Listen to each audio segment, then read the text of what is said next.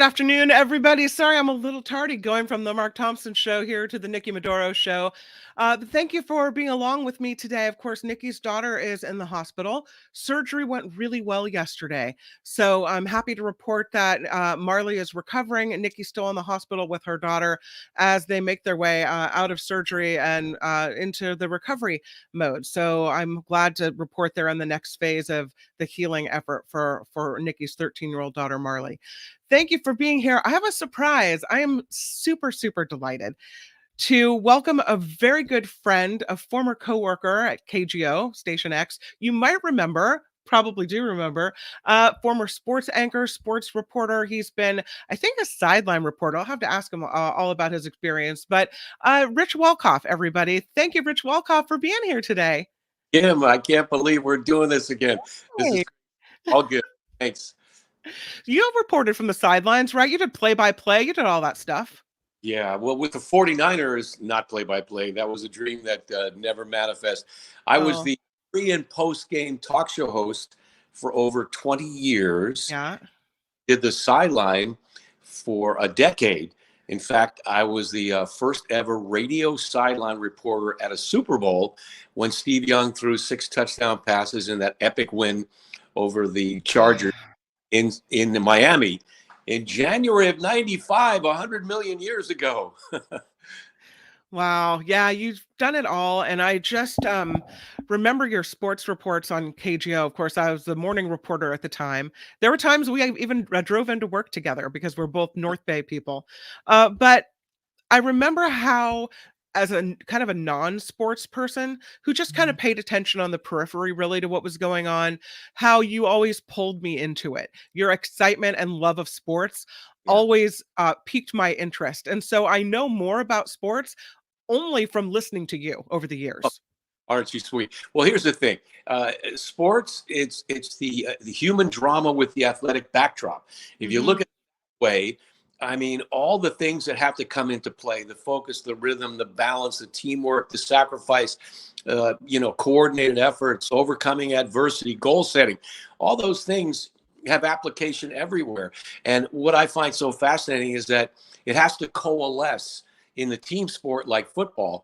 I mean, it may look like mayhem with 11 guys going one way and 11 guys going the other on defense, but it's kind of organized chaos, if you will, in the sense that you have to all be thinking and acting and functioning in unison to achieve the ends that you see. And what you're seeing with the 49ers manifesting with 12 straight wins behind this rookie phenom, Brock Purdy, is nothing short. I mean, Hollywood couldn't write a crazier script. And the Eagles, hands down, the best team in the NFC, with home field advantage for the championship game Sunday at the Lincoln Financial Field. They've got an unbelievable offense and defense, and this young quarterback named Jalen Hurts, who is a force to be reckoned with too. So, you've got these two behemoths heading for a collision on Sunday at high noon here on the West Coast. Kind of exciting. I was reading a story about a man, a sports presenter, commentator, who was saying that one of the takeaways from the success of Brock Purdy is the failure of scouts. And that they really dropped the ball. This is former wide receiver Steve Smith Sr. saying it was fear and laziness on the part of NFL scouts for not really highlighting this talent and elevating him to the level that clearly he deserved. Well, like Kurt Warner, who was bagging groceries at a shopping, store and ends up becoming a Hall of Fame quarterback, a Super Bowl quarterback. There are Tom Brady, drafted in the 6th round out of Michigan, now considered either the best or next to Joe Montana, who was a 3rd round pick. So obviously Brock Purdy, you got to put in that same conversation in terms of coming out of nowhere to achieve so much. But he was a 4-year starter at Iowa State and set 32 school records there. So the fact that he's not that big, he's mobile, but not what you'd call an elusive quarterback or a fast runner or a very quick guy. but he's very cagey and savvy, and the intangibles come to the forefront for Brock Purdy more than the sabermetrics, or those who are enamored with your 40 time and how high you jump and how hard you can throw. But the intangibles are immeasurable. And you're right. A lot of people who wrote him off are now eating their words. And the scouts who tabbed him as the seventh round, very last pick, so-called Mr. Irrelevant, now is the most relevant and the surprise quarterback. Again, third stringer, an afterthought, even with the team in training camp, and now one win away from the Super Bowl. Nothing short of unbelievable. This is wild. I was also reading the story, this one from SF Gate, and it's about Philadelphia Eagles LaShawn McCoy, who apparently has now landed this job. It's his first national TV job as an NFL commentator. And he's also been co-hosting a midday Fox Sports show. He says that he tried to make the case the San Francisco 49ers are not a great team, followed by a clip last week in which he said he'd take the Dallas Cowboys running backs over the 49er running backs. Nobody challenges him on this. And so now he's, red-faced, that made this big mistake in his first job by coming out and saying something like that. Are a lot of people surprised? Well, let's step back for a second. It's love me, hate me, don't ignore me. When you're doing sports talk in most environments, Skip Bayless, Stephen A. Smith, these guys are edgy by design. And it's not necessarily journalism as it is, disturbing. Sometimes it's grounded in reality. Sometimes it's for shock value. Did you hear what this guy said? Can you believe he said that? Now, Shady McCoy was a heck of a running back for the Eagles in the day. And when he talks about the Cowboys, Ezekiel Elliott is past his prime. But Tony Pollard is every bit as good, in my mind, as Christian McCaffrey. He was the Cowboys' Christian McCaffrey. But he broke an ankle, broke a fibula in the late first quarter of the game at Levi Stadium last week. So we didn't see him do his thing. Obviously, he's going to have offseason surgery, and heading into free agency, not the best position to be in. But the 49er running attack is the bread and butter. That's what sets up the play action passes. That's what enables Brock Purdy to keep the pass rush at bay, because McCaffrey and Elijah Mitchell are such a dynamite tandem. Unfortunately, the M&M boys are both somewhat nicked up and didn't practice yesterday. McCaffrey's got a calf and Elijah Mitchell's got a groin injury. But both will play on Sunday against a team that is not great against the run. The Eagles' defense is phenomenal against the pass. They've got two Pro Bowl cornerbacks, or Pro Bowl quality cornerbacks, and they've got the best pass rush in the league. In fact, third most quarterback sacks of any team in NFL history, 75 of them. So they're going to get after Brock Purdy like a hurricane, and he's probably never seen anything like what he's going to see Sunday in Philadelphia. You mentioned McCaffrey, 49ers running back Christian McCaffrey. And did you see the story about his mom? Yeah, she's a Lisa McCaffrey. She, you're talking about sports, commentators. She took Skip Bayless to task. She says there's a podcast called Your Mom, and your mama. So she says she saw Bayless's tweet about her son, her 49ers running back. She says the repulsive sports personality said he would take Dallas's Tony Pollard over McCaffrey because he's a little more explosive.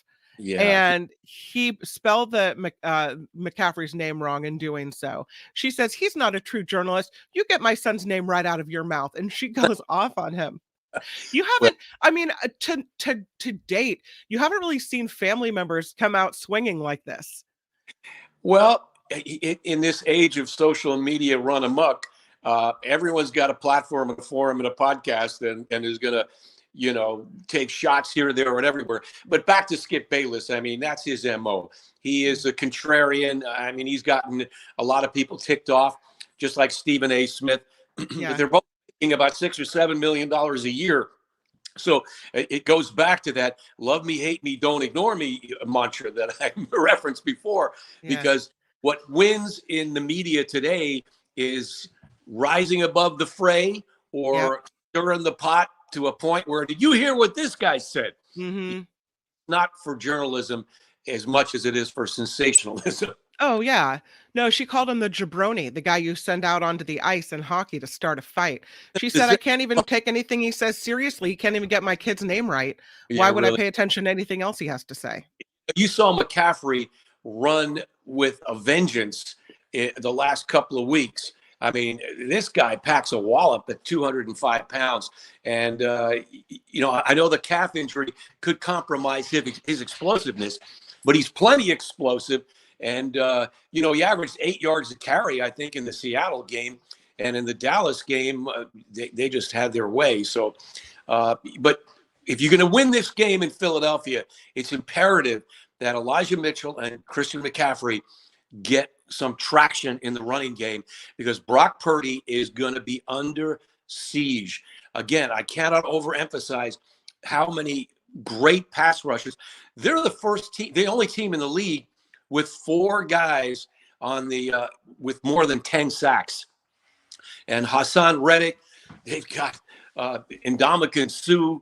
Oh my, they were flat out loaded. Jordan Davis, #1 pick. They got like a half a dozen guys who will get after you, and they are just going to rain terror down on Purdy, who's going to have to get rid of the ball quickly and be elusive and be at his absolute best. I just don't see it happening, but No?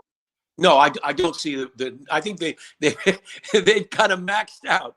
They're running into the best team in the NFC on the road Oh. in a shorter week. Remember, Philadelphia had the bye week, so they didn't have to play the first round of the playoffs. Mm-hmm. Then they had a game last Saturday, and they won so easily they didn't really have to exert themselves as much. And the Niners had a grinder of a game against the Cowboys, and a third game in 3 weeks, and a couple of banged up running backs. So you put that into the equation, that really bodes well for Philadelphia. So, and well, now I don't know if I should ask you this question, but I was going to say, you remember the three-peat team, that Montana, Jerry Rice, Dwight Clark, all those guys, and how there was some type of magic that happened with these teams where it just kind of everything came together and everyone gelled, and it was just like unstoppable magic.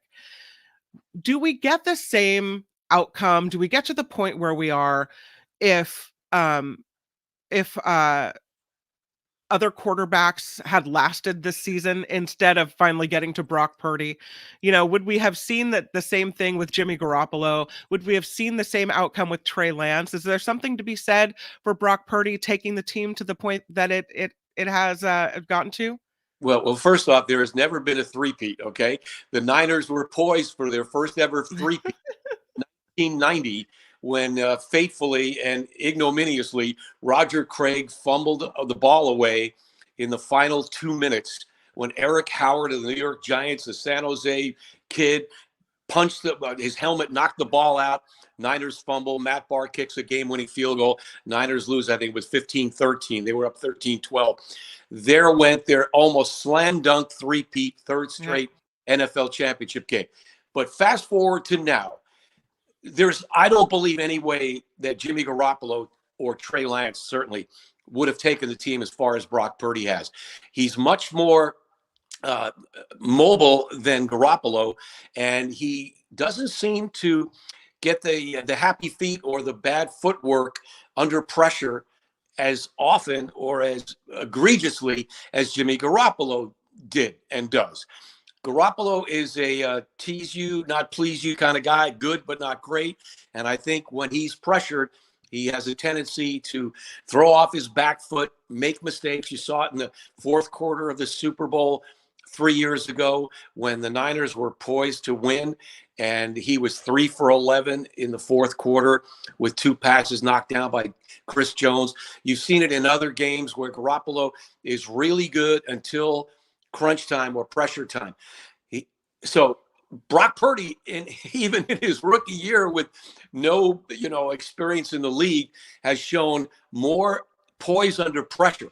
Yeah. But then he's still a rookie, and you saw he was exposed last week by the Dallas Cowboys a couple of times, throwing the ball up for grabs, a couple of interceptions that could have been were dropped, and he's going to face even more pressure against Philadelphia with a better secondary that the Eagles have and a more explosive offense that Philadelphia has. So if Philadelphia can rack up points against a very good 49er front seven defense, you don't want to get a shootout going with Brock Purdy against Jalen Hurts, because then it'll take away more of the running attack. You want to keep this game, within reach, so the running game can be more of a factor for the 49ers, because that's their bread and butter, is to run the ball, pound and ground and pound, as they say, and then the quick slants and passes to Ayuk and Debo and George Kittle. 49ers lead the league in yak, those guys, the yards after the catch. But Philadelphia is a swarming defense, and I just don't see the 49ers having their way against this kind of pass rush and this kind of experience. I want you to come back on next week when the 49ers win.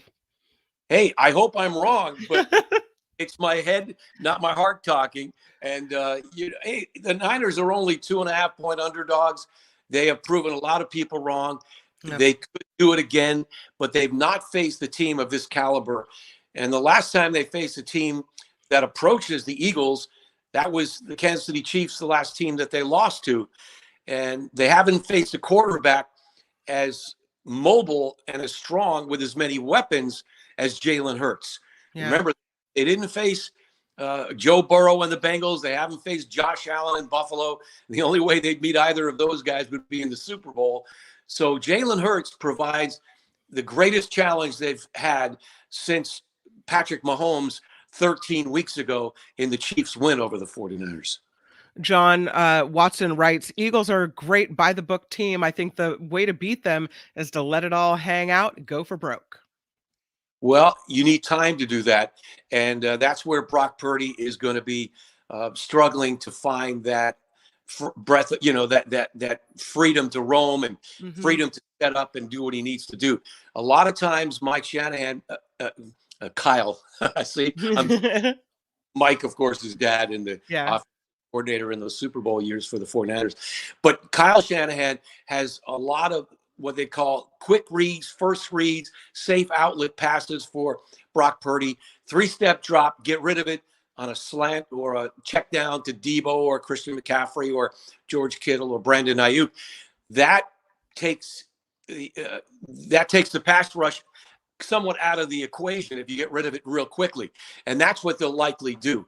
Whereas Jalen Hurts loves the RPO, the run pass option, where he's a big, strong, super athletic quarterback, and he can run out of trouble and either throw, keep it, or hand off.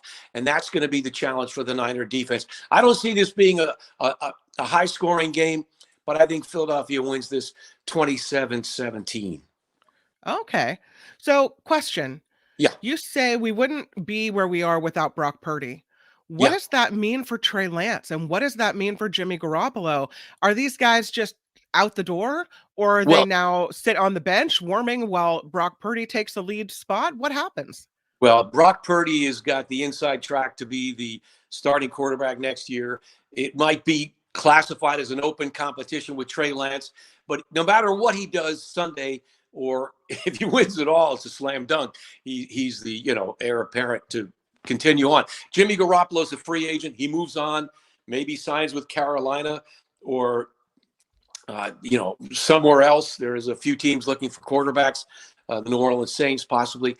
But Trey Lance and the Niners gave up 3 number 1 draft picks for him, and now he's being usurped by this afterthought, Brock Purdy. And again, this dream season is something no one ever fathomed could possibly manifest, and it has. And that's the beauty of sports.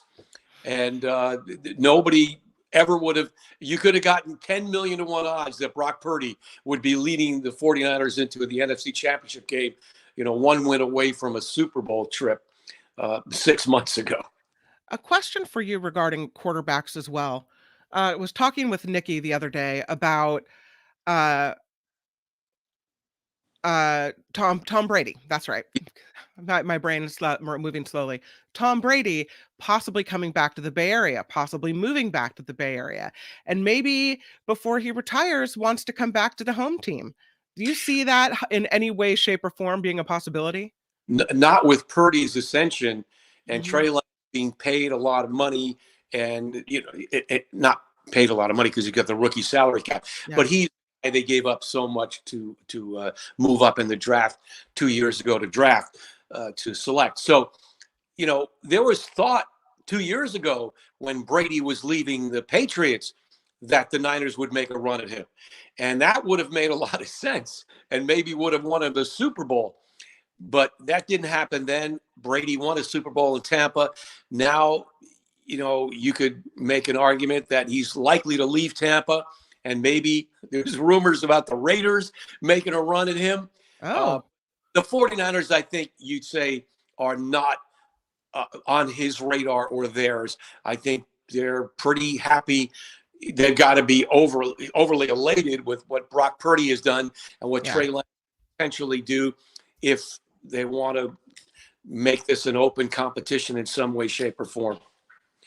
Is it hard for you when a Bay Area team is having such success to not be able to be there and do all those things? Because I know that's how I feel when a major news story happens in the Bay Area. Even this week with the shootings in Half Moon Bay, just as that mindset of a reporter, my first thought is, I got to get there. I got to find out the information. I want to tell people what's happening.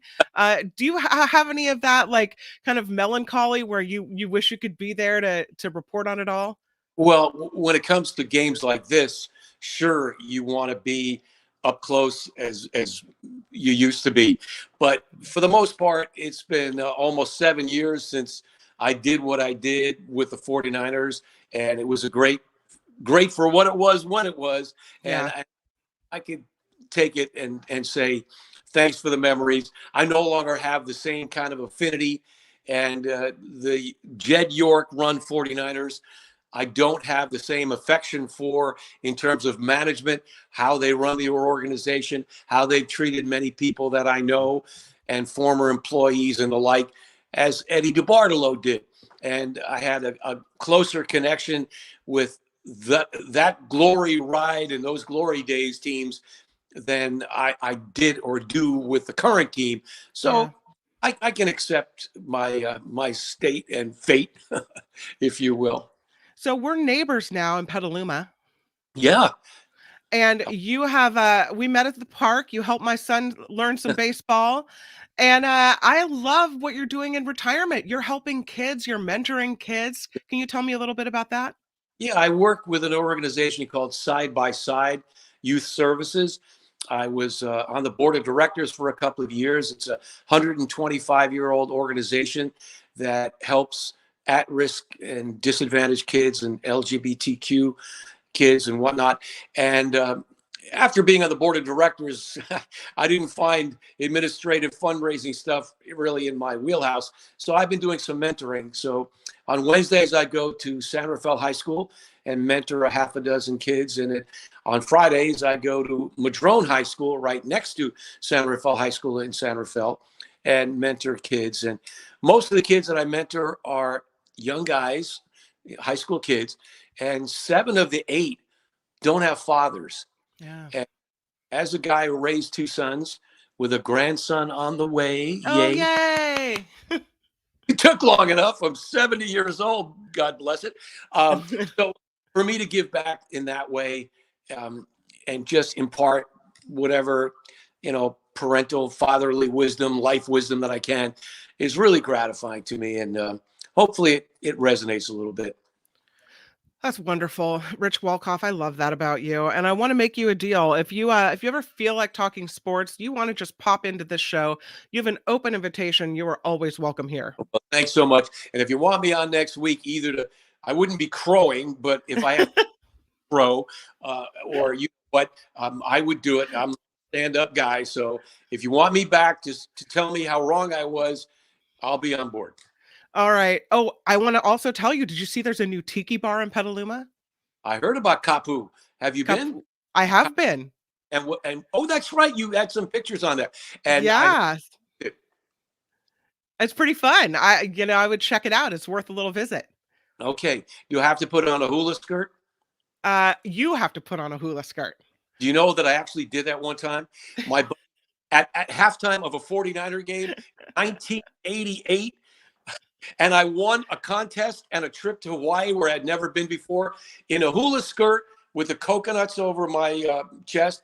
Yes, that was ignominious, but I'll do it anytime if I can win a trip to Hawaii.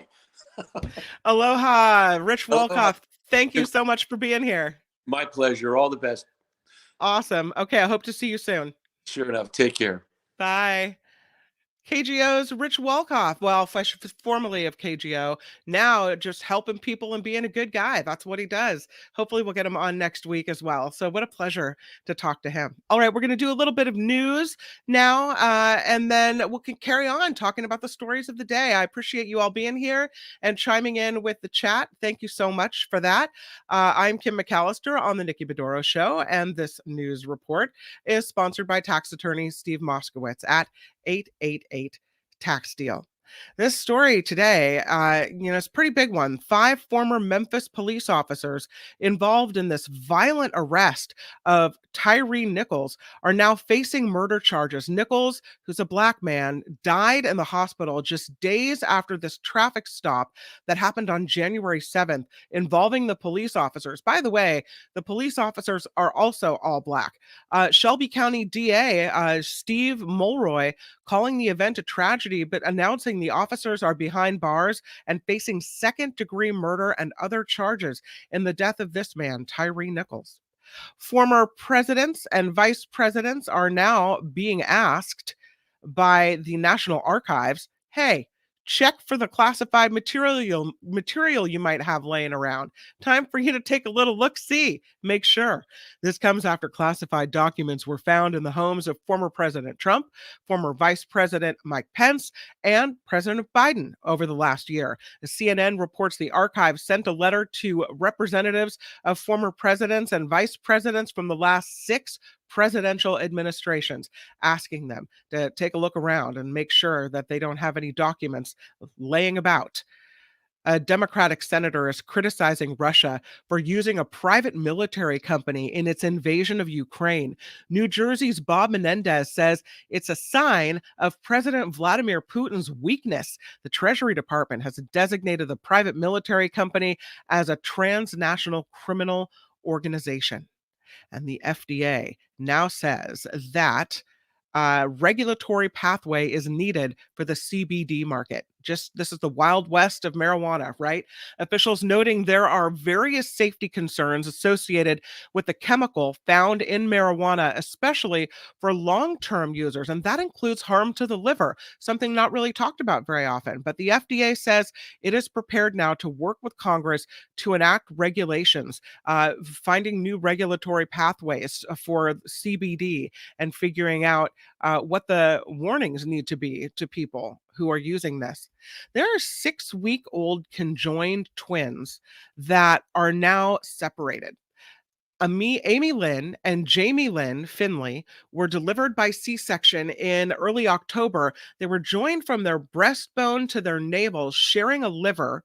The girl's father, James Finley, says it was a joy to see his daughters in separate beds, laying on their backs for the very first time. And Stranger Things. Have you seen this show?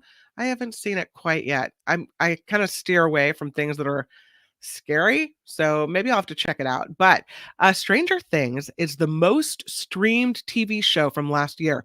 This, according to Nielsen, the hit Netflix series' 4th season garnered 52 billion minutes in 2022, the highest mark since 2020. Coming in second, NCIS, followed by Coco Melon in the third, that's a kids show, and Ozark in the fourth. What a distinction there from Coco Melon to Ozark. But yeah, Stranger Things, a lot of people watching that. This report, sponsored by tax attorney Steve Moskowitz. For more than 30 years, Steve has put his tax knowledge to work for individuals and for businesses. So if you need help with your taxes, you must call Steve Moskowitz. He will help you out. He's got all the knowledge you need. He's got a lot of people at his company to help you as well.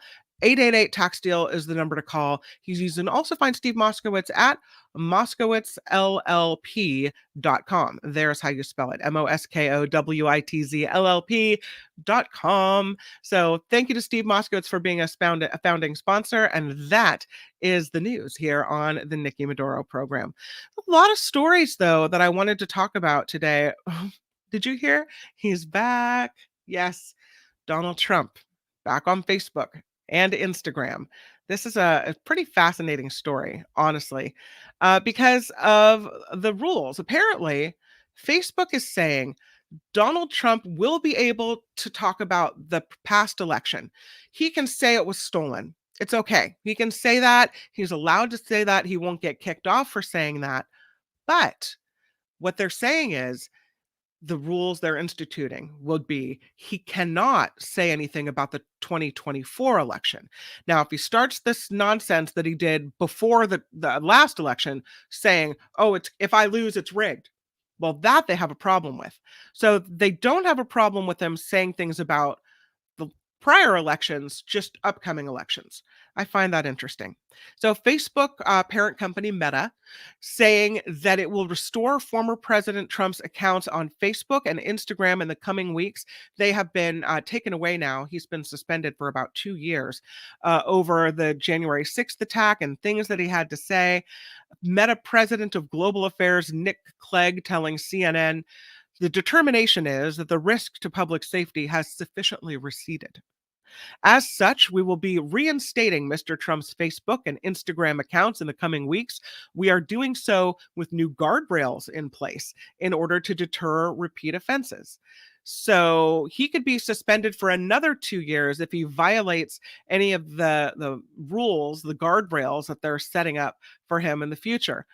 The decision after a similar move by Twitter to allow Trump to come on back so he can keep spouting whatever he wants to spout, which I think, do you think that it says something that he's, been calling for a reinstatement of his accounts on Twitter and Facebook and Instagram?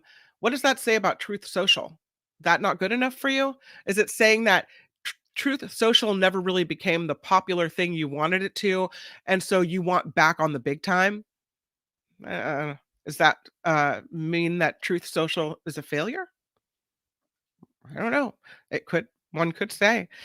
He did post on Truth Social, though, the acknowledging Meta's decision to reverse his suspension, saying such a thing should never happen again to a sitting president or anybody else who is not deserving of retribution.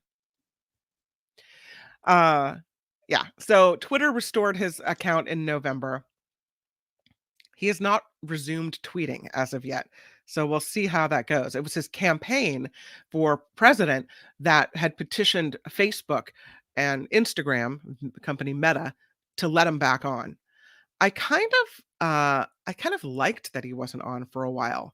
Kind of calming, because for a while there, every day there was another story. Former President Trump tweeted this. Former President Trump tweeted insert outrageous allegation or lie or whatever have you. Uh, I don't know. A lot of people criticizing Meta's decision to let Trump back on. Safety advocates, of course, Democratic lawmakers, Congressman Adam Schiff tweeting out that restoring Trump's access to social media to spread his lies and demagoguery is dangerous. He says Trump has shown no remorse for his actions around the January 6th attack. NAACP President Derek Johnson calling the decision a prime example of putting profits above people's safety. But the American Civil Liberties Union saying, well, wait a minute, this is the right call, that the biggest social media companies are central actors when it comes to our collective ability to speak and hear the speech of others online, that they should err on the side of allowing a wide range of political speech, even when it offends. So I'm going to the chat now to see what you have to say about all this, because I wonder if you feel like uh, no matter how bad it is for society, no matter how it has been shown that people believe the lies that they're seeing on these online platforms, that the right to say it supersedes that. But these are private companies, and they have a right to regulate, just as regulate things. I feel like it's almost the responsibility to, if they know it's hurting the world. Mindy Lee writes, how long will it take before Trump gets kicked off this time? I don't know. I mean, I think you have to think really long and hard before you kick him off again, because then it will probably be another 2 years. So how egregious does it have to be before he's checked out once again? Walnut Creek Adult Softball writes, new guardrails, why not a wall? John Watson, maybe make Trump's account name be world's biggest sore loser. I'm sure he'd love that. Mindy says, Trump thinks he's an angel. Yeah. Remember this one? Kofefe. Thanks, Dave, for talking about that. Yeah. So I think, I don't know. I have mixed feelings about it, because I do believe in free speech, but I also believe in the of companies to protect their users, especially when it has been shown that someone has a negative impact on the world. Nick writes, there's a big difference between offensive speech and speech that is deliberately false and misleading. We know he did it for a reason, right, Nick? I mean, he had a whole agenda. He even started before the election, that where he lost even happened, saying, if I lose, we all know what's happening, laying the groundwork for this. So it was all orchestrated, all for a reason. Nick writes, the former is noisome, the latter is dangerous, whether it's just offensive or whether it's deliberately false. Well, that would mean to me that he's dangerous. So, I mean, because I think it was deliberate, not just noisome. Does he like to see his name in the press? Does he like to get all the attention? Yes. But I think there was something behind it as well. CR writes, if Florida can ban all books from classrooms, then Twitter and Facebook can ban Trump. Harry writes, Truth Social is winning bigly. That's why Trump wants back on Facebook. Right? I mean, is that an admission? Do you think that your big social media experiment that you tried maybe failed? I know he hates that word. Failed, lose. I don't know. I'll say it all. Vilma says, I guess, yes, Congressman George Santos has the right to Twitter and Instagram. Donald Trump should also have that right. Birds of a feather flock together. I don't know. I think George Santos, his lies have been self-serving, but not yet on a national scale, really. I mean, it affects the people that voted for him, the people in his district. You could argue that as a sitting congressperson, he diminishes the uh, integrity of being a member of Congress, but I don't think he's hurt the nation on a level to which Trump did with his lies. Still, you're right. Birds of a feather flock together. Should you be able to lie like a rug on the internet and have nothing happen, and have no, nothing happen to you, no consequences? Mm. Nick, I always love your comments really so much. No one has the right to use social media. They are private companies that they make their own rules. That is true. Although they have to be careful, because we saw them being called out after banning Trump and others for not being a defender of the right to free speech. I think they have to be careful too. There's a really thin line there. So yes, they're private companies. They're also in the public domain. Uh, I liked that Trump was kicked off. I found him to be both noisome and dangerous, as you say, Nick. And so to me, I just when I hear he's coming back onto Facebook, onto Twitter, and here comes the stories again about everything he has to say, because as a candidate in the 2024 election, now that's news again, right? I just have to roll my eyes and I think, oh, here we go again. More. This is what we have to deal with. Harry says, Truth Social is winning bigly because Dominion voting machines said so.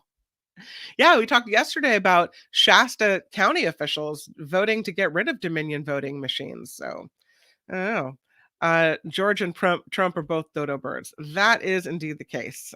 It'll be interesting to see what happens with George Santos, and whether the ethics committee and whoever sits on it actually puts ethics first or just puts the fact that they need another vote that they can count on first. I'm not feeling very confident in the ethics committee really doing what they need to do. But I truly hope that I am wrong and that will be not the case. I don't know if you saw this story. This is sad that we actually need to do this. Uh, but my whole screen just went away. But there is a story that says that the government is now going to have new levels of lead that are acceptable in baby food. What? Yeah. How about no levels of lead acceptable in baby food? I know there's lead in everything and sometimes naturally occurring, but they're proposing new levels for lead in baby food. Critics are saying more action is needed. This is a story from CNN Health. The allowable levels of lead in certain baby food and toddler foods should be at least 20 parts per billion or less. That, according to new draft guidance issued this week by the FDA.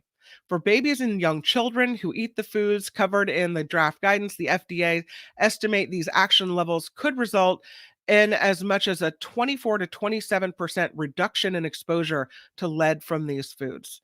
So, you know, apparently all baby foods on the market already comply with what they have proposed, is what they're saying. Uh, Another report in 2019 found dangerous levels of lead and other heavy metals in 95% of manufactured baby food. There was a big congressional investigation in 2021, which found leading baby food manufacturers knowingly sold products with high levels of toxic metals in them.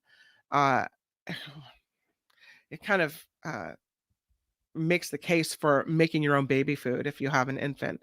It's concerning. I mean, I guess I'm glad to see they're doing something, but when I read toxic metals and lead in baby food, it makes me think of what we're talking about with Belinda, what we're willing to tolerate, what we're willing to deal with, especially in our infants that we should be protecting the most. There is a story about an engineer who was laid off after 16 years at Google, 16 years working for the same company, who is saying they're pretty angry that Google is just among these faceless tech giants that treats their employees horribly, and that they see staff as 100% completely disposable. And I just feel like, isn't that, I mean, aren't we all? In the end, won't companies always put profit first and the success of the companies first? They're always going to, they're not going to keep you around just because you're a nice person, as I found out. But I feel like, I mean, it's maybe you had this job at Google with all these perks and all this, I don't know, you thought you were invincible, thought this was a company with billions of dollars in its pocket that would never fold or whatever. And now you see they're making cuts. And all of a sudden, you realize you're kind of in the same boat as most people. But this engineering manager that Google laid off says Google sees its staff as 100% disposable. Found out about the layoff through an automatic account deactivation. A lot of people did that were laid off at Google. Either they tried to log on to their company email and they were like, your password is not accepted. Or they tried to go to work and badge in and their badge didn't work. He was one of 12,000 people affected by the mass layoffs last week. His name is Justin Moore. I am so sorry that he and anyone else is laid off because I know how it feels. Uh, but he's pretty angry about it. He's saying he hadn't received any other information or communication. He was just unable to access his email because of it being deactivated. So he didn't even get the message that he was being laid off. But what he said is, it drives home that work is not your life and that employers, especially big faceless ones like Google, see you as 100% disposable. He said it's a message. Live life, don't live work. But that's what Google had been trying to get people to do, live work. That's why they offer all the perks. You know, we thought it was ooh, so fancy that they get the free lunch, right? So fancy they get the table massage at the desk and the nap pods and the snack trays being passed around in the afternoon and the washer and the dryer on campus so you can do your laundry on the weekend and then go to your desk and work during the wash cycle and then come back during the drying cycle and get some more work done. No, it's because they wanted you there. It's because they want you to be on campus, work, work, work, working. They want you to live work. It's a huge, probably, you know, idea bubble of awareness for a lot of people that started at Google young, right out of college, and thought, this is the best. They care so much about us that really it's a company like any other. And when the S hits the fan, you're out. That's the way it is. This man, Moore, started as a senior software engineer in 2006, went up to a software engineering manager in 2019. And yeah, he's one of 12,000 people that's done, just done. We're seeing it uh, today with more companies, SAP. Yesterday, I think Intel as well. Alphabet, not the only one. We saw Microsoft. The tech world is taking a really hard hit right now, and I think it's a great message to say, yeah, live life, not work, because you really are more than your work. And sometimes when your identity, I think, is invested in what you do for a living, it can be really hard to see that. And hard to kind of break out of it. But then when you lose that job and you look around at what your life is without work, maybe you see you have some work to do as far as getting everything back the way you want it to be in your personal life. And for a lot of people that have been laid off, they'll have to make some changes and figure some of that out. Another story regarding tech. There's a San Francisco tech CEO put out a layoff notice, but in doing so, invoke the words of Dr. Martin Luther King Jr. Why? What even was she thinking? I don't know. This is PagerDuty CEO Jennifer Tejada. She writes this, what they call in SF Gate, a verbose letter of layoff, which, I don't need the verbose letter. Just say I'm laid off and get about your business. But she says she's laying off 7% of company staff at PagerDuty. She sent out this letter this week to employees, which was posted on the company website. And in it, she talks about Dr. Martin Luther King Jr. 8 days after Dr. Martin Luther King Jr. Day. She says, I'm reminded in moments like this of something Dr. Martin Luther King Jr. said, that the ultimate measure of a leader is not where they stand in the moments of comfort and convenience, but where they stand in the times of challenge and controversy. I don't I don't know about you, but I feel like if you're laying people off, let's not make it about you. Let's not make it about how you're rising to the challenge and your leadership and waving flags and fireworks behind you. You're cutting staff. This isn't good. Let's make it less about you and more about people, about how they've served the company, about, the sacrifices they've made to their personal life to be there, about how you understand people are going to be without work and how painful that is and how sorry you are. Not about, rising to your challenge and all that. And is it sanctimonious, almost, even though it's not religious, sacrilegious, or culture against our culture, not our religion, to quote Dr. Martin Luther King Jr. in a layoff letter? Tejada says, PagerDuty is a leader that stands behind its customers' values and vision for an equitable world where we transform critical work so all teams can delight their customers and build trust. Never once used the word layoff in her letter. Described the staff cuts as refinements to the company's operating model. What? We're having some refinements to our operating model. Unfortunately, that's results in you being kicked out on your ass, but it's just a refinement. No worries. Layoff notice catching the notice of Twitter critics, BuzzFeed, Wall Street Journal. They call it the most tone deaf layoff email so far written, saying Tejada's letter felt like it was written by an AI. Maybe it was. Maybe it was.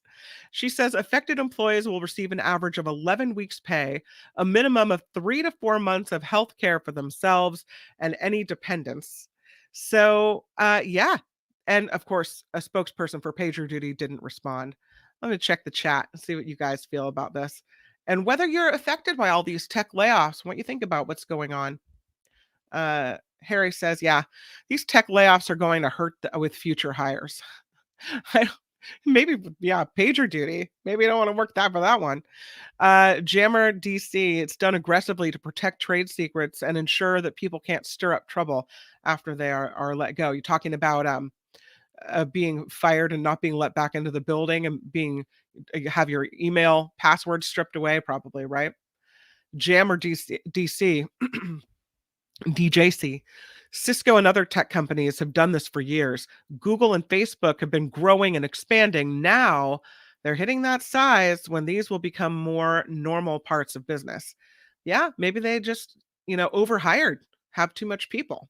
Too many people, not too much. Flo writing, "This is the wrong context," to quote Dr. King. I think he might just take issue with the use of his words.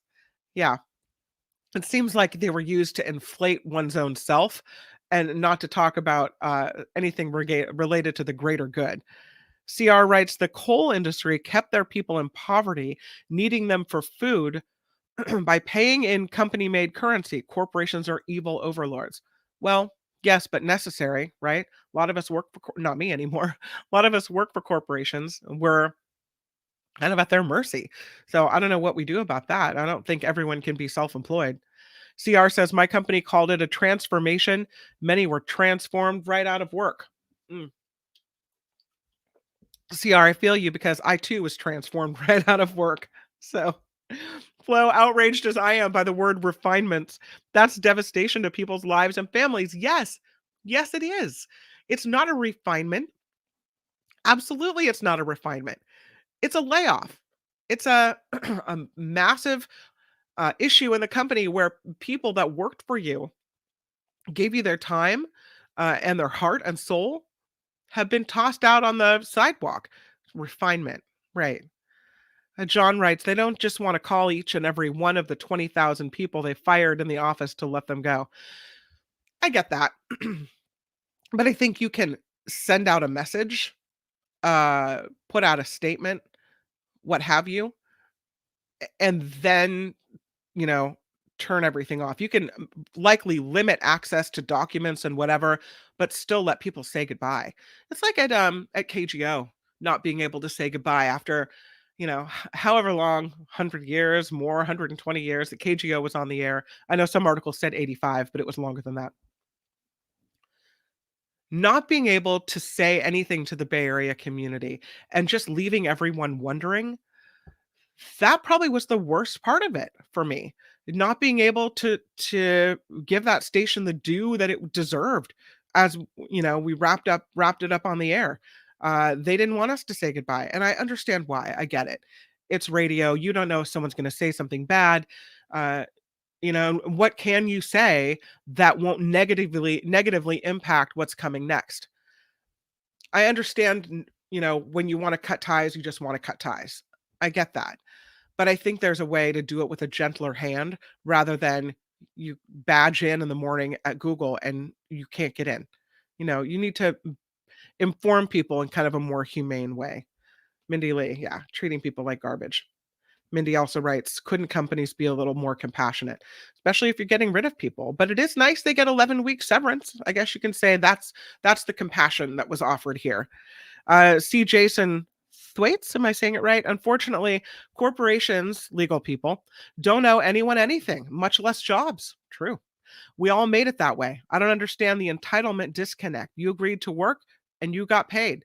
That's true. But C. Jason Thwaites, I think that when you've worked somewhere for a long time, in my case, 20 years, at this Googler who was let go, at least 10 years. I feel like uh, they don't owe anyone a job, but they do owe you some respect and to treat you with a little bit of dignity on your way out, right? So that means don't just turn off the badge and you'll figure it out on your own. It means take a moment. It means let people say goodbye to their coworkers. Let the goodbye happen. It's going to be a sad day at work. Don't just cut people off and check out. It seems cold. Although maybe I'm just too touchy-feely about it. I'm willing to admit that you have a point. All right? Walnut Creek softball, isn't that a nice use of the word transformed? John Slade writes they could tell them in person, in groups. I've seen it happen over a massive Zoom call, and I don't have a problem with that. I would rather find out over Zoom than have to drive all the way into San Francisco or to Mountain View or wherever you work if you have a long commute.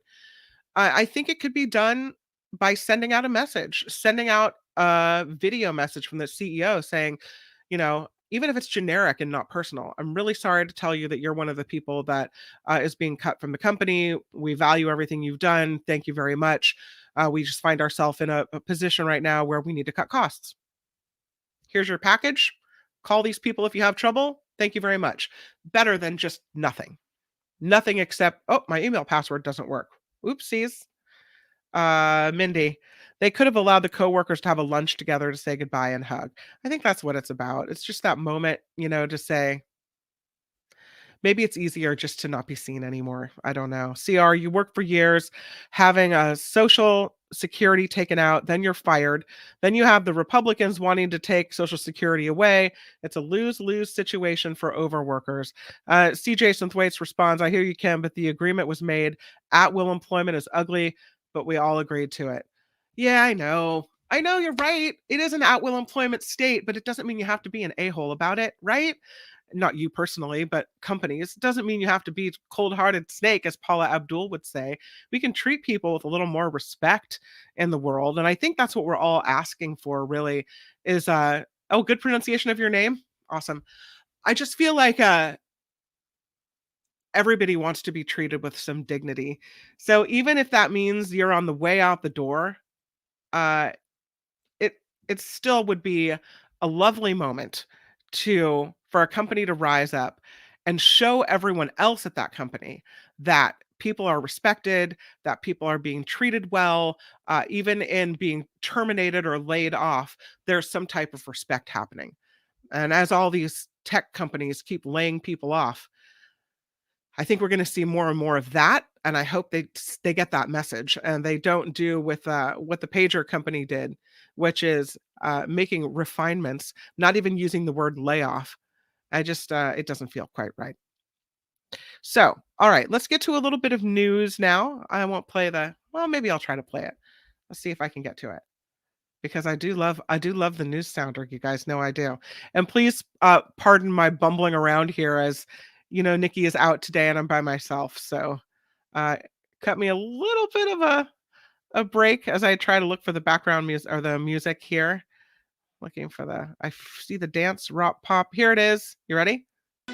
Now, from around the world to up your street, the Nikki Medoro Show presents News Czar Kim McAllister. Yes, and this report sponsored by tax attorney Steve Moskowitz at 888 Tax Deal. The FDA is considering a major change to the nation's COVID strategy. The agency now looking into treating COVID like the flu with a once-a-year vaccine. Infectious disease experts say coming up with a new COVID shot would be challenging, but using old technology like the flu shot may be better accepted by the public. Turns out the nation's economy rebounded sharply as last year ended. The fourth quarter GDP up by almost 3%. It wraps up a year that started with 2 consecutive quarters of negative growth. That man who disarmed the shooter in the mass shooting in Southern California is set to be honored this weekend. City leaders will present Brandon Say with a Medal of Courage at the Alhambra Lunar New Year Festival on Sunday. Say wrestled the gun away from the suspect when he stormed into a second dance hall shortly after killing 11 people in Monterey Park. Father of the man accused of killing 7 people at a July 4th parade near Chicago is due in court today. Robert Cremo Jr. facing reckless conduct charges. They stem from allegations he helped his son get a firearm owner's ID card prior to the mass shooting in Highland Park last summer. Ukraine looking to get fighter jets now from NATO countries. Speaking to CNBC, an advisor to Ukraine's defense minister confidently said, "We will get F-16s." This comes after the US and Germany agreed to supply Ukraine with battle tanks. The CEO of Toyota stepping down. Akito Toyoda is the grandson of the company's founders, led Toyota for over a decade. The head of the company's Lexus division now set to take his place. No reason really given as to why that is happening, but it is happening. And here is a crazy story. I would love to see what you guys think about this one. One seafood company is offering a big reward for anyone who can go under the sea and find a mythical creature. Chicken of the Sea will give somebody $1 million if they submit video evidence and set up an interview with a mermaid. The contest's very specific rules point out aquatic animals such as manatees, dolphins, and sharks are not mermaids. The rules also specify any other mythical oceanic lake, river, and or water-dwelling creatures like sirens or blue men are not eligible as well.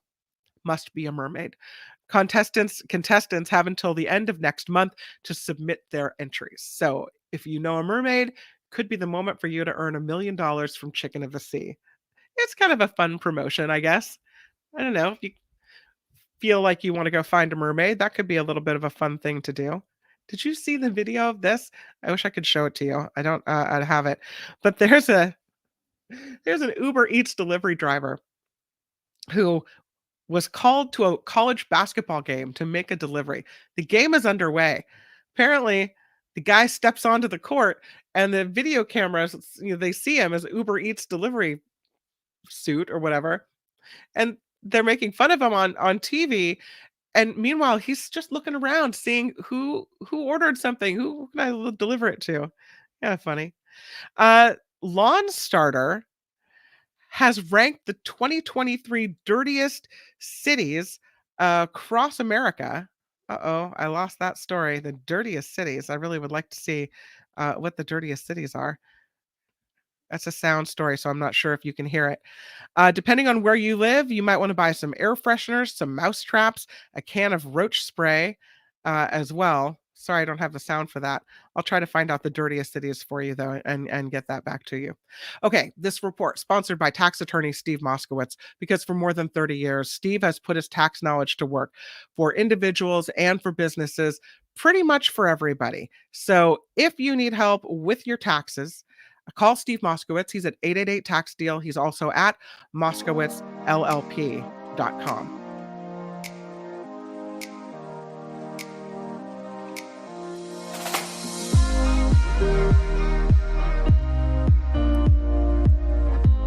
And thank you for joining the Nikki Medoro Show. I am so grateful to you for being here. I hope I got all the donations. Of course, Nikki out today. Her daughter had surgery yesterday, did very well. Everyone recovering in the hospital, Marley doing well, and Nikki's still with her. So hopefully we'll have her checking in the next day or two. But I did want to take a moment to thank the people that have helped support me. Grateful to you, especially for sticking with me without Nikki here. I thank you from the bottom of my heart for that as well. Jim Slayton, $4.99 super sticker. You are super awesome. Thank you for your support of the Nikki Medoro Show. Richard Cohen, $5 super sticker. Awesome. Thank you very much for that. And Andreas, going through your own trials and tribulations with your mom, and glad to hear that she is recovering and doing well after surgery to remove her appendix. Andreas for $20. Thank you for that. He says, Trump is a has-been. Too many people are fed up, including his supporters. You might not be wrong about that. People are definitely backing away from him, even the evangelical right, which was a surprise, right? Because that was supposed to be his base, but it looks like maybe now people are backing away a little more and taking a little more time. So thank you for that. The donations, I should say to you that the super stickers are still open. So if you are so motivated to donate, you can do that here on YouTube. Oh, also Joe Fong, thank you for $9.99 super sticker. I appreciate that as well. And it looks like Andreas for another $20. There should be regulations for big businesses. Yeah, there should. Thank you. And you as a business person, I respect your opinion on that, especially. So there are definitely different ways to donate. You can do the super sticker if you want. You can also become a Patreon member, which is so awesome. And we appreciate that as well. You can go to theNikkiMedoroShow.com. You can find the links there, 2 links, one Patreon, one for PayPal. So if you're so motivated to donate that way, it's a great way to support the show and we appreciate it. But if you find yourself not able to do that, or maybe, you're not much of a financial giver, I understand that too.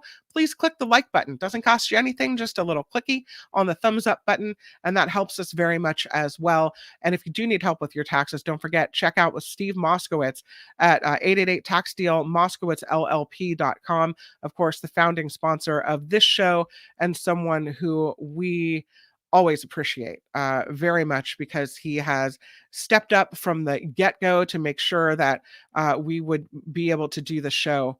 And I thank you. This story reminded me of Nikki. I should mention that we've got a really wonderful guest coming up at 1:30.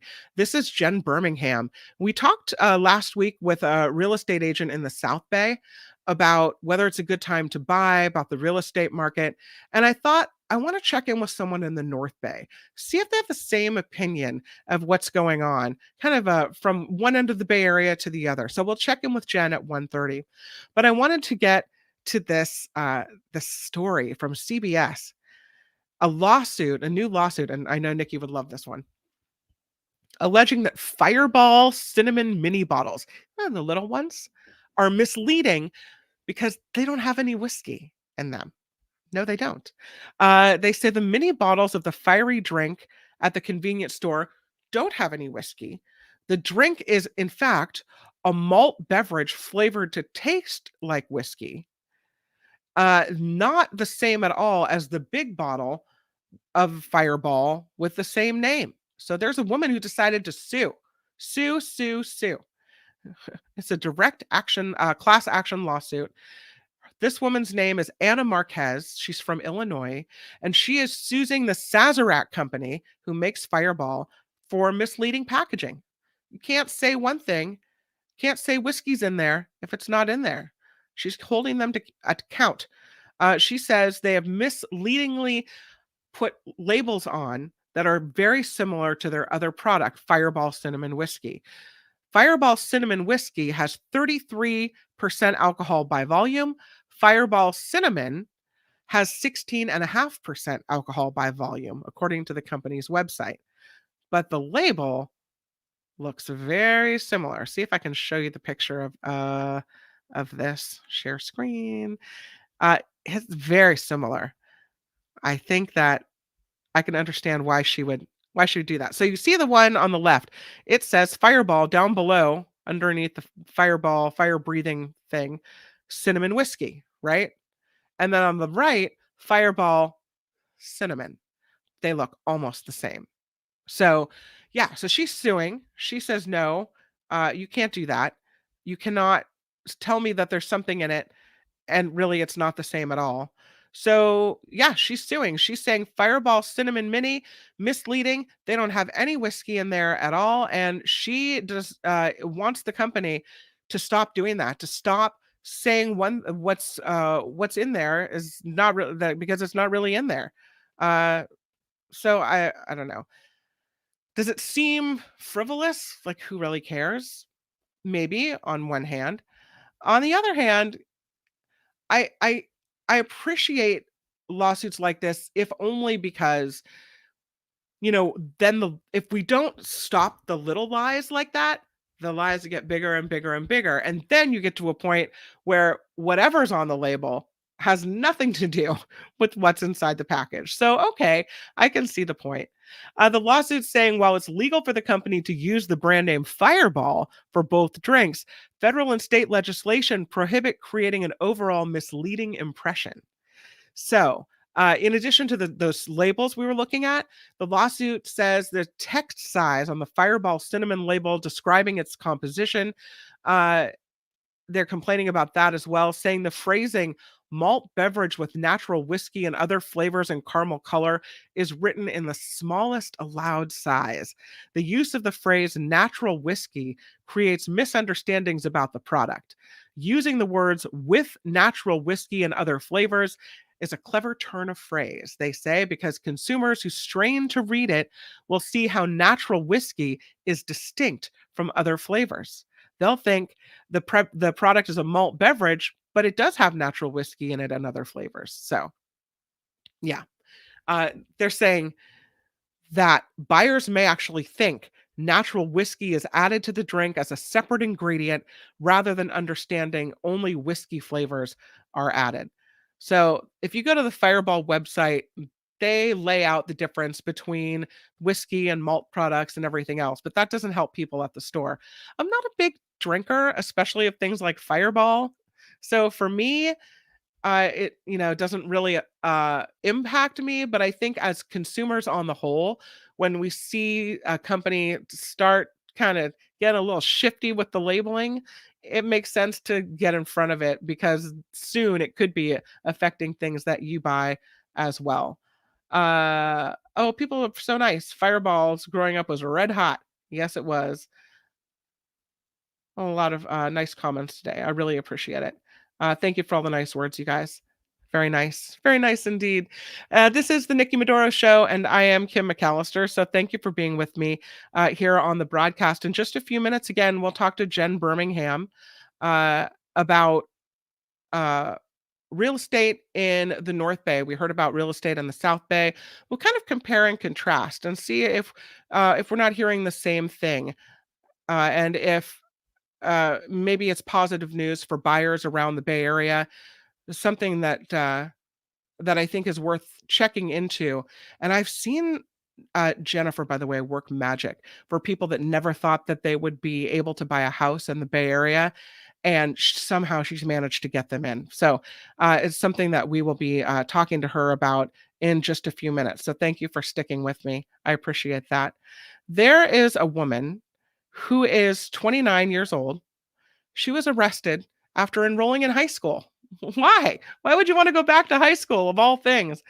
This is a New Jersey high school. She was posing as a student. Her name is Haijong Shin. She attended New Brunswick High School for 4 days before she was caught. Authorities say she was charged with one count of providing a false government document after showing school district officials a false birth certificate in order to enroll in high school. Can you imagine? I mean, I don't know how easy of a time you guys had in high school.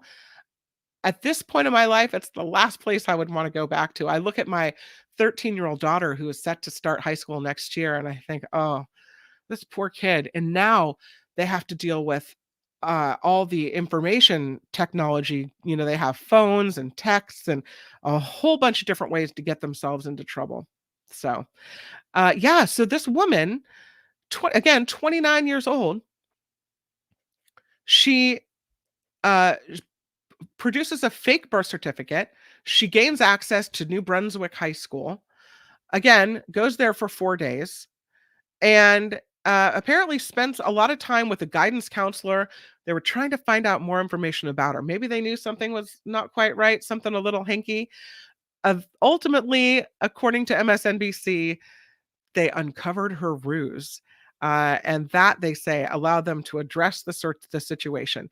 Once our staff determined it was dealing with fraudulent information, they immediately notified the authorities. The individual is now being charged. The school warning students from having any contact with this woman at all.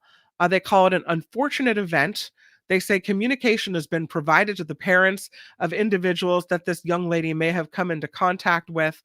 So they're writing notes to parents saying, sorry, this 29-year-old lady, was, a student here for 4 days.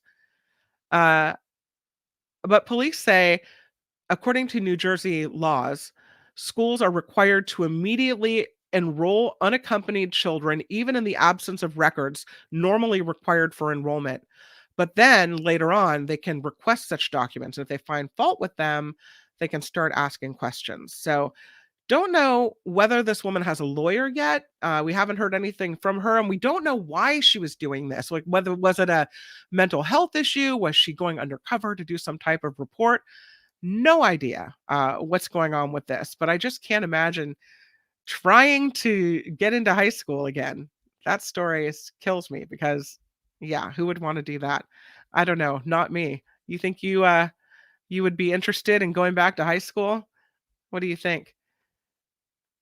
Eric says maybe she couldn't afford classes, like what, junior college classes or something else. Yeah, but I mean, you've already done high school and there's always adult school. There's other ways to, get a GED or go back and redo if you didn't, that I don't think cost any money. The lady Beatrice wants to know how Nikki and her daughter are doing. Thank you for asking. The surgery went very well, and Marley was in recovery when I last checked, and everything was going well. So Nikki was in a good place, and everything was fine. And I think that it went the way that we want it to go. So that's what we know about that. Thank you for being here on the Nikki Medoro Show, even though Nikki is not here. And I'm going to get right to Jen Birmingham because I could see her there in the waiting room. I'll bring you right in. Thank you so much for joining us. Ooh, and you have really cool curtains behind you. Oh, excellent. So Jen Birmingham, you are a realtor with Compass here in the North Bay. And I know you're Petaluma based, but I would imagine that you serve most of the North Bay. Is that right? Correct. I go as far as Napa, Marin, Okay. Healdsburg, Cloverdale is kind of my max for radius up north. So I was telling everyone that we had interviewed a real estate agent from the South Bay last week, talking about whether it is a buyer's market and talking about different things that now are being offered to buyers that we haven't seen in the last year, as everyone kind of over and outbid each other, and it was really hard. I chose you to come on and talk about North Bay Realty because I think you are magic, absolute magic. I have seen you take people who thought they would never be able to get into a house, who may have been saving and saving and saving, who've tried to bid on a house, get outbid every time, get dejected, lose hope, think that's it. The Bay Area is not for me. I just can't own a house in the Bay Area. And somehow you slide right in there and you make it happen. And then after you achieve success at your job, you turn around and you give back to the community. I've seen you sponsor things at school events. I've seen your name all over the place when it comes to sports and our kids and everything else, and plus you're a volunteer. So for me, I can't imagine a better person that I would want to talk to about real estate.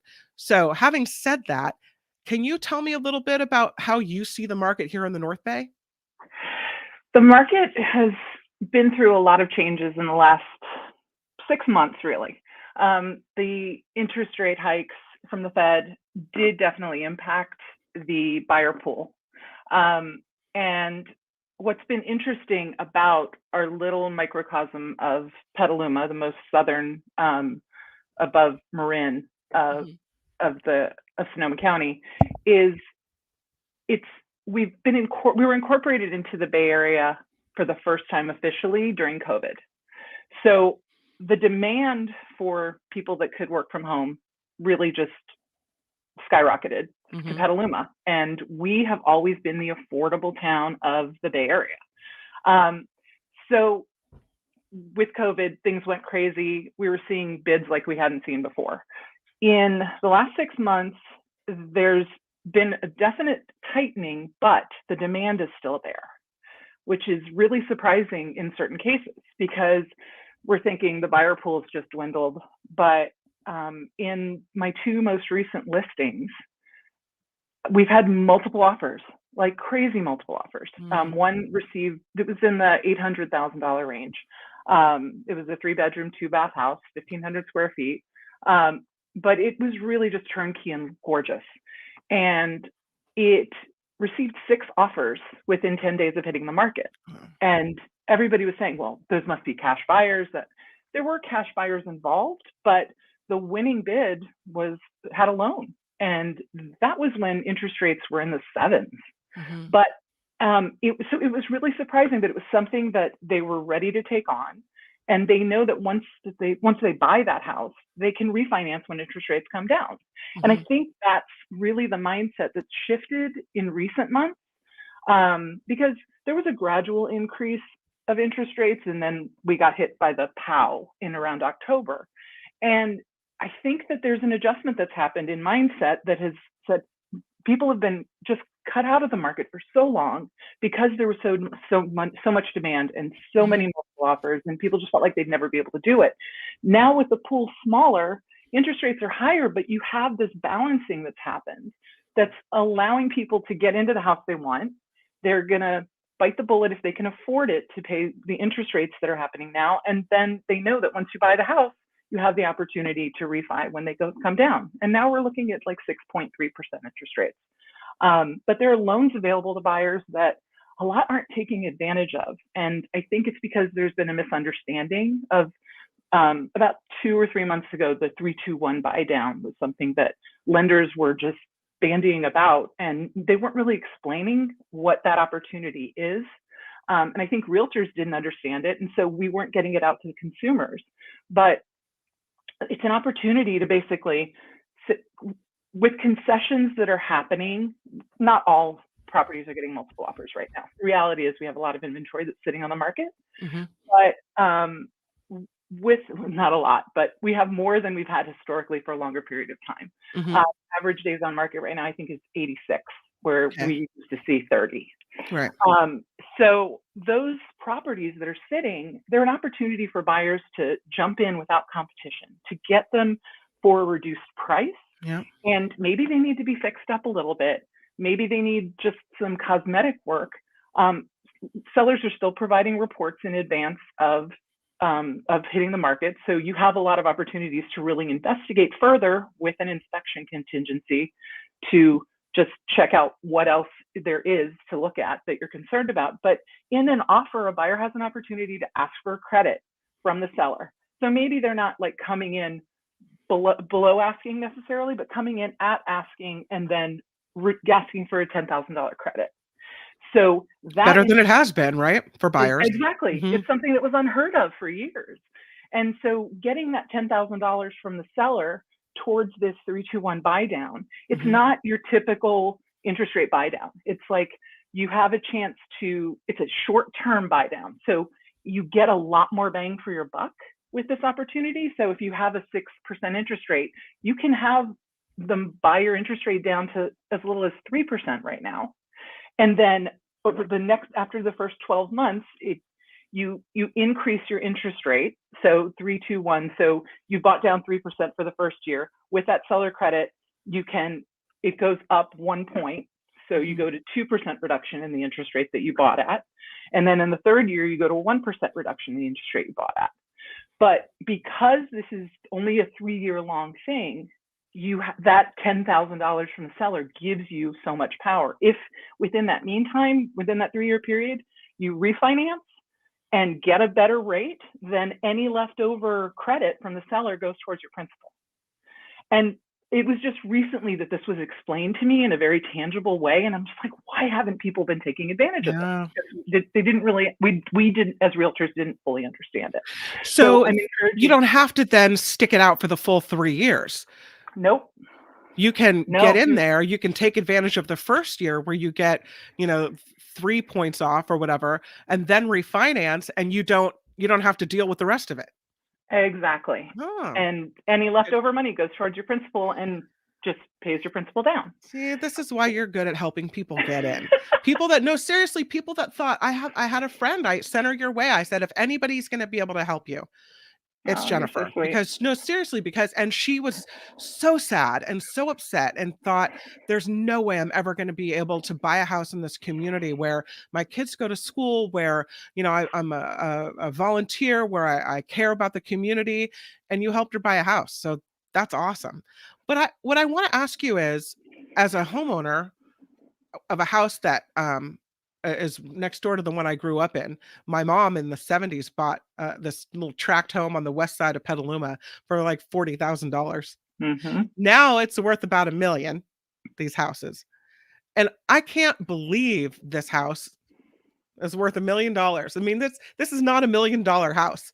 There's green linoleum in the kitchen, Jen. This is not $1 million house. When are the prices going to come back down? I mean, it just seems like they're artificially inflated. Well, if you compare us to 40 miles south of San Francisco, we're still 30% cheaper.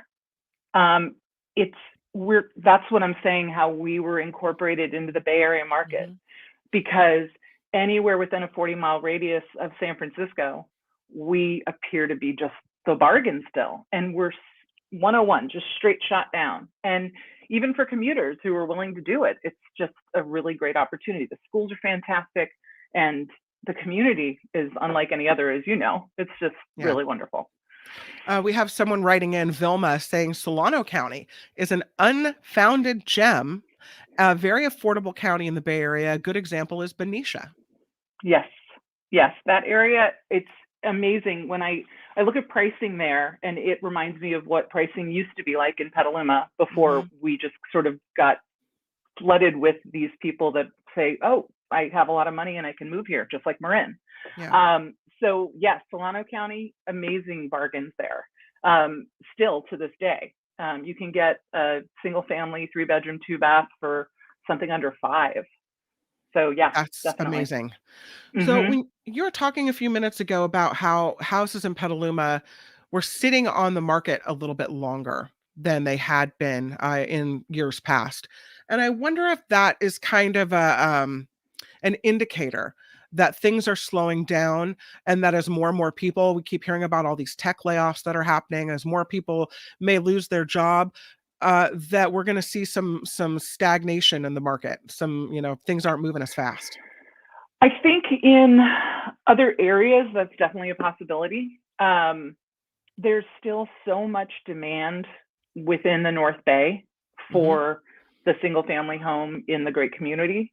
And I mean, we're still seeing multiple offers on really unique special properties, but I just think that it's softened a little bit. But the hard part about this period right now is that the holidays and January are our slowest months historically. Anyway, Super Bowl Sunday is typically when everything starts hitting the market again.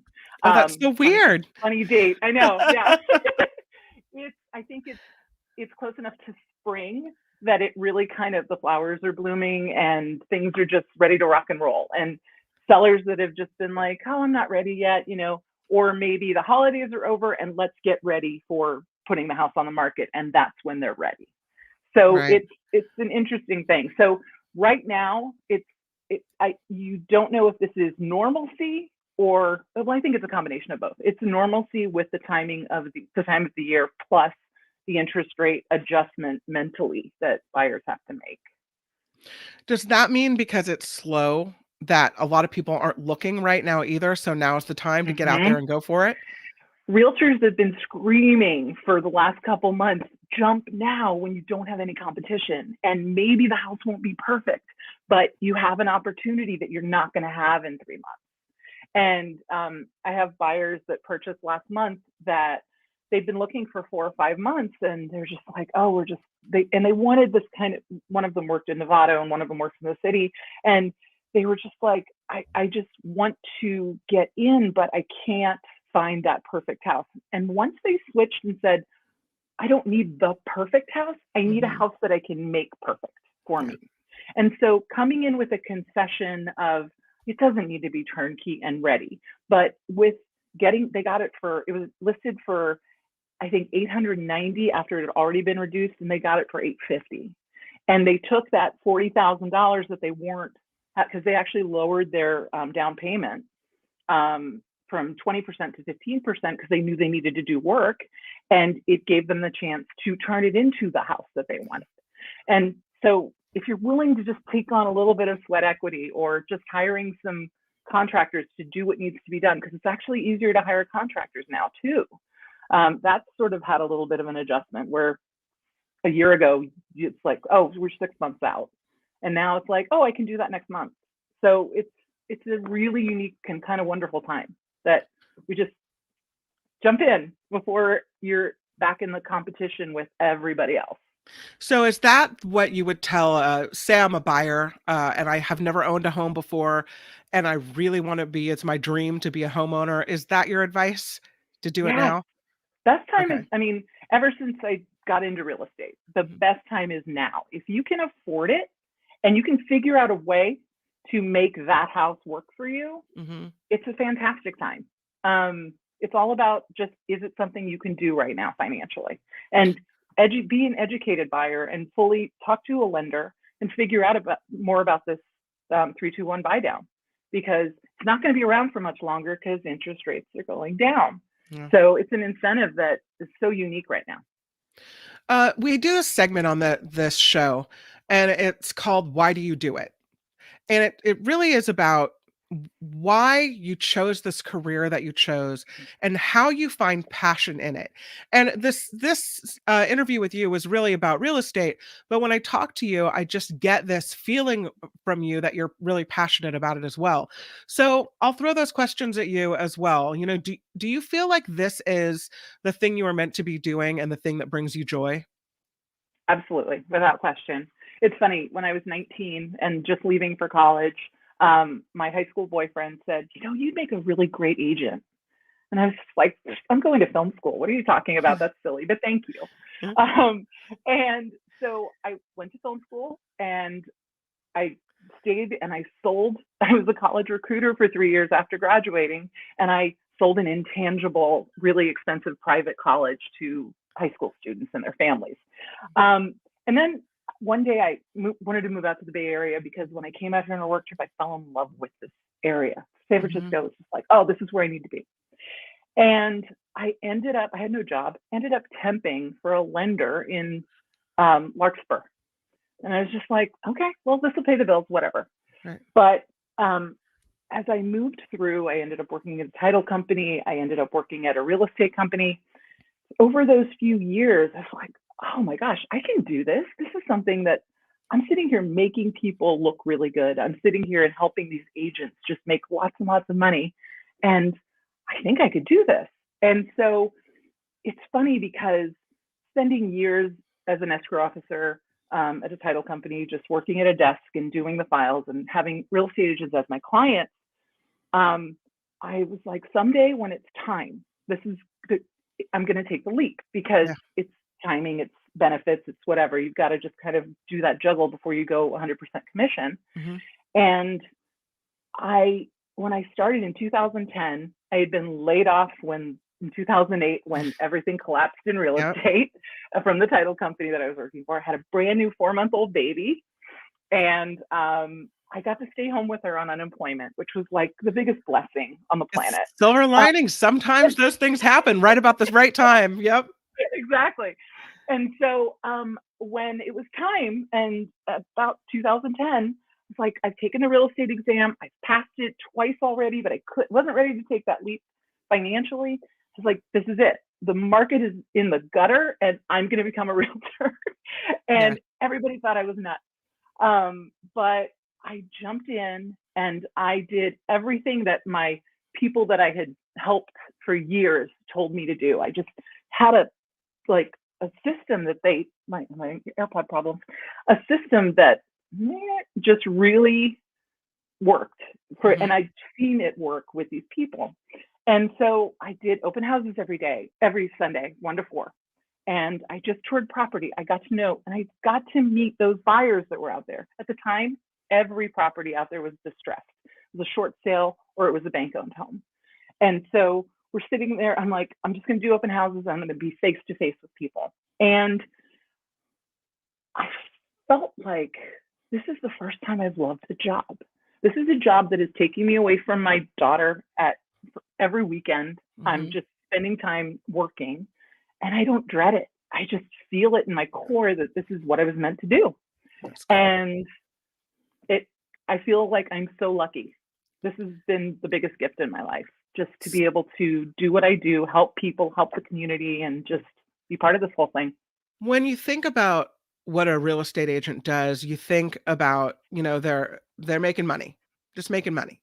But I would argue that there's that moment when you help people get into that home, that must feel like amazing. It's wonderful. There's actually the moment when you take a buyer to see the house that hits them in their gut. Mhm. You know the minute it happens. It's within a few minutes of walking into the house, and you just see the sparks start to fly.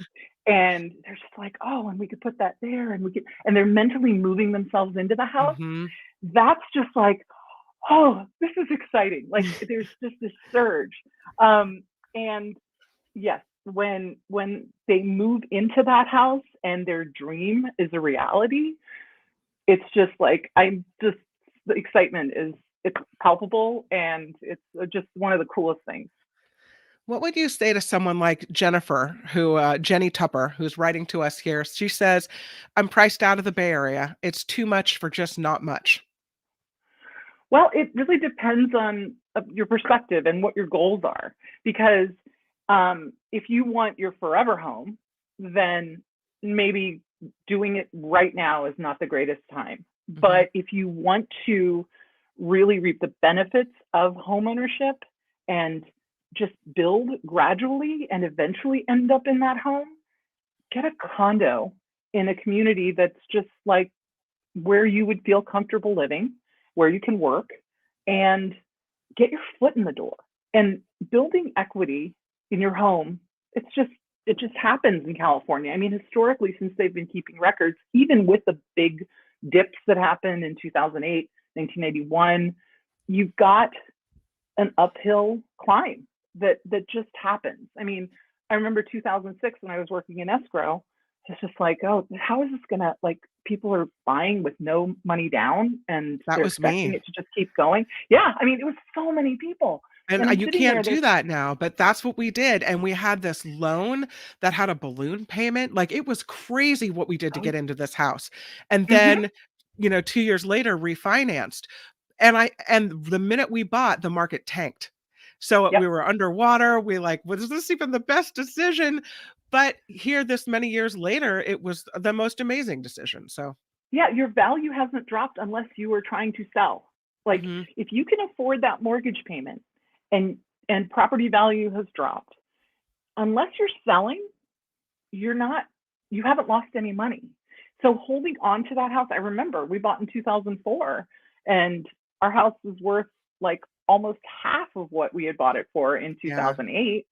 And I was just like, well, if we can afford the payment and just keep the house, it's going to recover. And so, eventually. Yeah. yeah. And so looking at 2006, and then looking at prices in 2018 even, we were so far above 2006 prices at Mhm. that point that it was just like an irrelevant little thing. And can't say irrelevant to people who had an adjustable loan and they couldn't afford to pay their Right. mortgage. Right. But as long as you can afford to hold on to it, it doesn't matter what happens to the property's value. And historically, if you want to reap the benefits of homeownership and your principal residence, 8 years is the window. They say you're almost guaranteed to make a good profit in California real estate. Oh, I had not heard that before. 8 years, huh? Mm-hmm. That's how long you gotta stick it out before you jump to the next place? Yeah, I mean, Yeah. it's historically. I mean, of course, there are adjustments in that. Like over the last couple of years, with double-digit appreciation in value, it's percentages. It's just been insane. That's a much shorter period of time, but you don't really know what's going to happen and what's coming down the road. But I don't see this as something that is going to last. I see the recovery is in process right now, and I know with all these layoffs, it's like doom and gloom. But the reality is, a lot of those people that were hired to handle the COVID kind of at-home tech Mhm. like products they were using. And so I think looking at these layoffs, look at the company pre-COVID, and then look at the company's employee numbers now. And I think that's really where you need to balance it, because the COVID situation was such a unique anomaly, we hope, that that I think businesses really changed the way they were working, and they brought in a lot of people that they don't really, need right now, or probably just can't afford to pay right now because of the changes that have happened. So, in your opinion, in this market right now, what do you see happening the rest of the year? Is it going to be, are we going to, sink back down, or do we see this as, or we're going to continue to grow? Well, crystal ball. Your crystal ball. You are in front of a starry curtain there. It looks like a bunch of stars. I am. Yeah. So I think that we're still going to see appreciation, not to the same degree that we have in like 2021 and 2022, but that was such an abnormal, crazy price just increase that I feel like we're going to kind of feel a little bit more normal. Like 3% is what they say is the normal price, the normal property value appreciation annually. And we've seen 11 and 12 for the last couple of years. So no, I don't think that we're going to go down. I don't think that there's going to be like a drastic drop, because the demand is still there, and the scarcity of inventory, even with stuff sitting on the market, we still don't have a lot of homes on the market. So, because they do get absorbed when they come on the market. They're not all of them are sitting. The ones that are sitting are the ones that are priced by a 2022, early 2022 model. You need to really take into account, when you price a property, how much interest rates are affecting buyer power, and just make an adjustment for that. And that's what I've always done. Well, that's what I've done in the last few months that has really benefited my sellers. Just come on in a realistic kind of price range where a person who's paying double the interest that they would have paid a year ago can afford to pay still. And then you still get that multiple offer kind of situation that puts it to today's market price. By the way, did you see that the McNears and the Mystic is for sale in Petaluma? Oh my goodness, no, I didn't. Yeah, the owners want to retire, so they put the whole business up for sale. I don't think it comes with the building. I think it's just the $1.3 million for the restaurant and the theater next door. Oh my goodness. I think it's just the businesses. So I don't know. Oh, that's interesting. Yeah, things are changing. So how do people get a hold of you? Just reach out to Compass in Petaluma? Yes, I can be reached at jenbirmingham.com is my website, JenBirmingham.com. And my phone number is 707-364-2618. And I can be easily texted or called, and I'm pretty much available. Jen, I thank you so much for coming on the show. You're super Oh, awesome. it's fun. Thank you so much, Kim. Thanks for doing it. Yeah, absolutely. Best of luck to you in this year. All right. Same to you. Thank you. Bye. Bye. Jen Birmingham, everybody. I thank you for coming on the show, and I thank you for being here as well. A lot of people supporting the show today with the super stickers and the donations, and I really do appreciate all the love and the help for that. Click the thumbs up button if you can. It does something super secret magic sauce with YouTube and makes them think we're very important, and then we get bumped up, and then good things happen. So free to do it. Just click the thumbs up button, and Nikki and I thank you very much for that. Again, our thanks to our founding sponsor, Steve Moskowitz at 888 Tax Deal or MoskowitzLLP.com. And thank you to Rich Walcoff for coming on the show, talking a little bit of 49ers. Hopefully we'll get him on next week when the 49ers win. And thanks to Jen Birmingham for coming on, talking about real estate here in the North Bay and what she thinks about the market. And of course, you can always check out the website, thenikkimedoroshow.com, a great way to find the show. If you can't find the latest shows on YouTube, you can always find it there. And there's a spot for donations and all that information there, if you'd like to do that as well. So thank you for being here for the Nikki Medoro Show. Hopefully we'll get Nikki back on tomorrow, but I know that they're still in the hospital, and recovering and hoping to get home soon.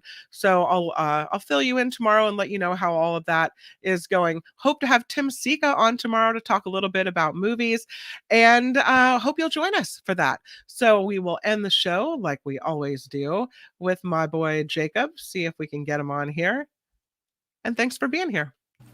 Nikki, you're all so awesome. You're sprout like a beautiful blossom. You're all so the best. I really can't rest. You're all so awesome. Wow. Okay.